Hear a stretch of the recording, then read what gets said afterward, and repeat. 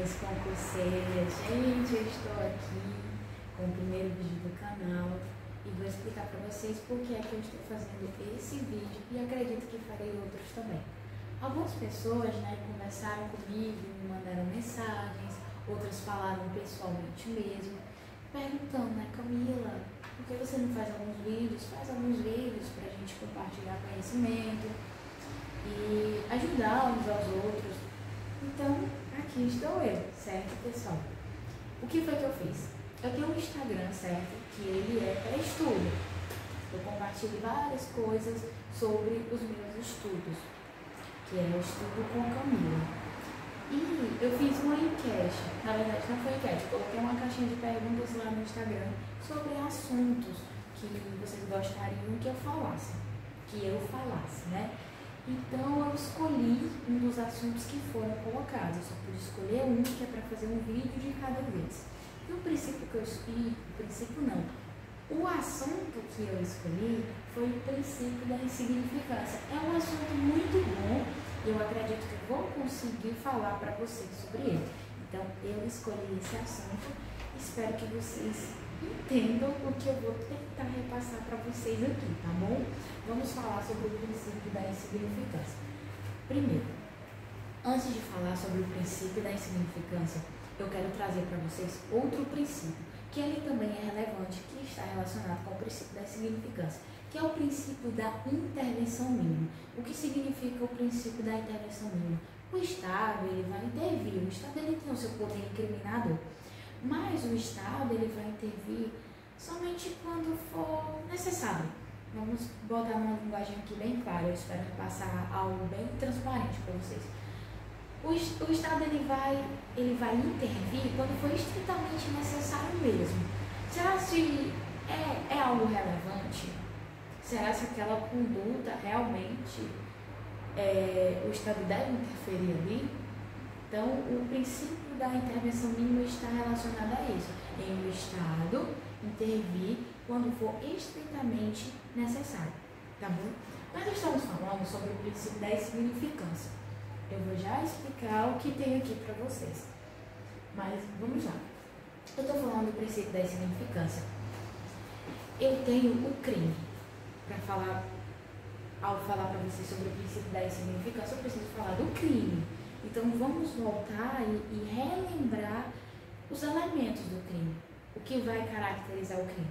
Eu quero que vocês lembrem que o crime, de acordo com a maioria das doutrinas, ele é aquela conduta típica, ilícita e culpável.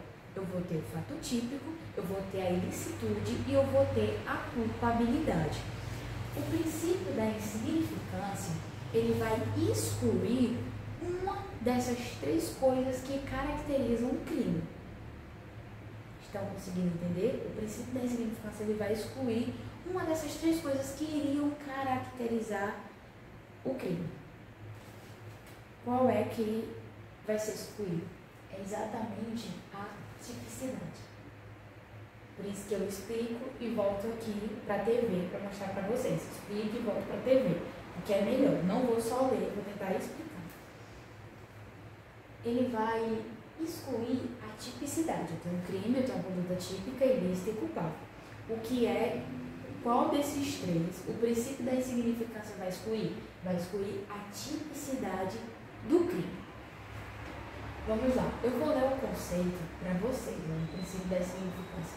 É aquele que diz que nem toda agressão merece reprimenda penal, mas apenas aquela que afeta os bens jurídicos de forma relevante. Então, como eu falei no início, teve relevância, o que foi atingido? O bem jurídico realmente foi atingido, algo foi lesionado, então está relacionado a isso. Voltando aqui porque eu falei, exclui a tipicidade material.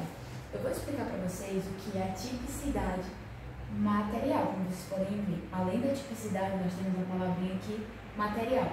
O que seria a tipicidade material? A tipicidade material é exatamente a lesão ou o perigo de lesão ao bem jurídico tutelado.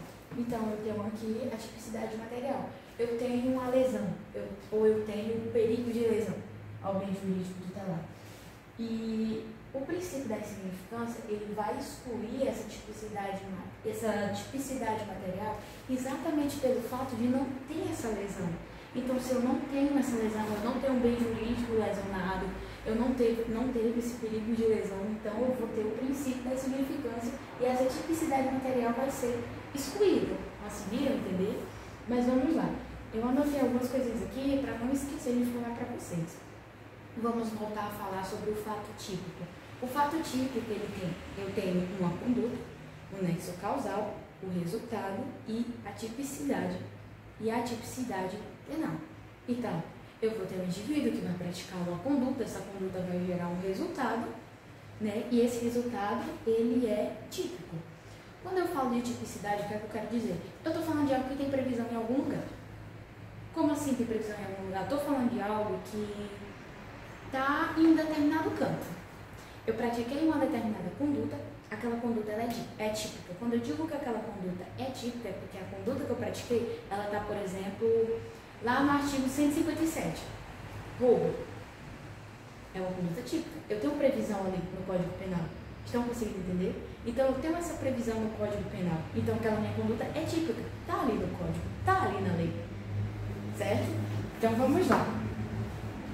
Aqui, conforme a jurisprudência, gente, perdoe o barulho da pista, tá bom? Espero que não incomode tanto. Vamos lá. Aqui, conforme a jurisprudência, o STF, ele vai dar alguns requisitos. Aqui está relacionado à jurisprudência, certo? Então, o STF, o Supremo Tribunal Federal, ele vai dar alguns requisitos, tá bom? Para que ocorra o princípio da insignificância, para que venha ocorrer, para que o princípio da insignificância seja aplicado, melhor dizendo, seja considerado. Vamos lá, os requisitos. Mínima ofensividade da conduta do paciente.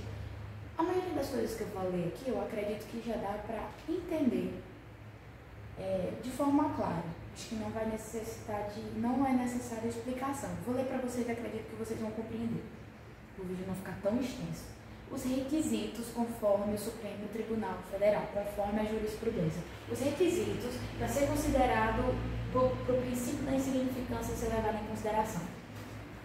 Mínima ofensividade da conduta do paciente, ausência de periculosidade social da ação, reduzidíssimo grau de reprovabilidade do comportamento e inexpressividade da lesão jurídica provocada.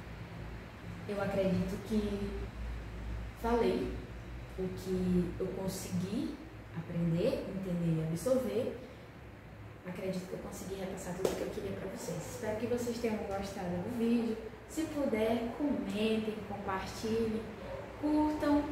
Aqui deixa o like, né? E se inscrevam no canal. Gente, obrigada e tchau, tchau. Até o próximo vídeo.